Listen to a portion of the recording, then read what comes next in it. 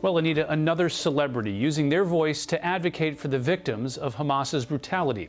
Friends co-star David Schwimmer taking to Instagram to call out skeptics of Hamas's sexual assaults. He writes, quote, "Why do so many refuse to believe, despite all the evidence on camera and in testimony, the women, children, and men brutally assaulted by terrorists on October 7th? Where is their outrage?" In the weeks and months that followed, it became clear their activism, their advocacy is conditional. They'll fight like hell for all victims of sexual violence, unless they're Jews. Let's bring in Bethany Mandel, the co-author of Stolen Youth. And Bethany, David Schwimmer references a specific article from the New York Times. It's entitled "Screams Without Words: How Hamas Weaponized Sexual Violence on October 7th. What happened, and why aren't more people talking about it? The brutality that the New York Times were able to document over the course of months of research is really horrifying. And I think anyone who has sort of gotten a big picture view of what Hamas did on October 7th, even those folks are going to be shocked by the level of brutality that was documented by the New York Times.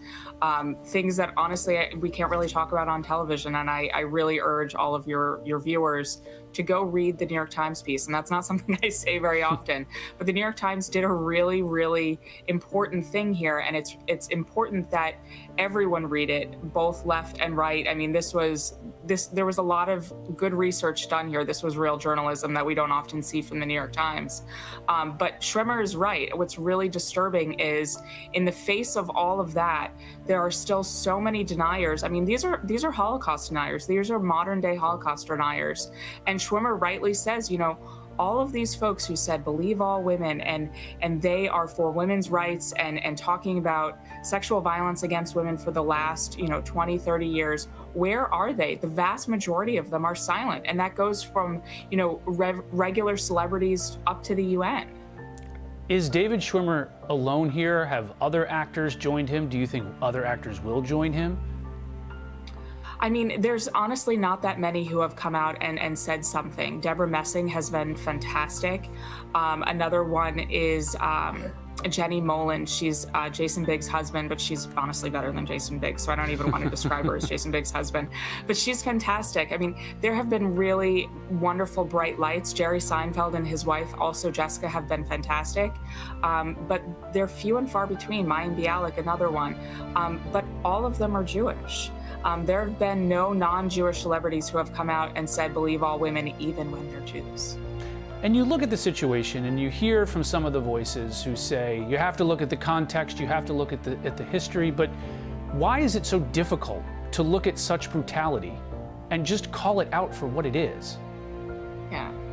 I would like to know what the appropriate context is for the brutal, brutal sexual assault of children and elderly women and young women at a music festival. There is no context for that. And what they're saying is, it's okay to do this by saying that, it's acceptable and it's okay to ask for context in certain circumstances. They're saying, under some circumstances, it's okay to brutally rape and kill women as long as they're Jewish.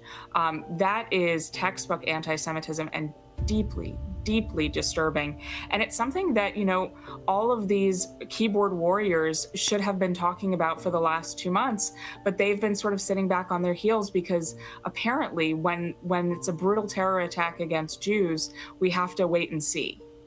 Bethany Mandel, thanks for joining us this afternoon. Very much appreciated.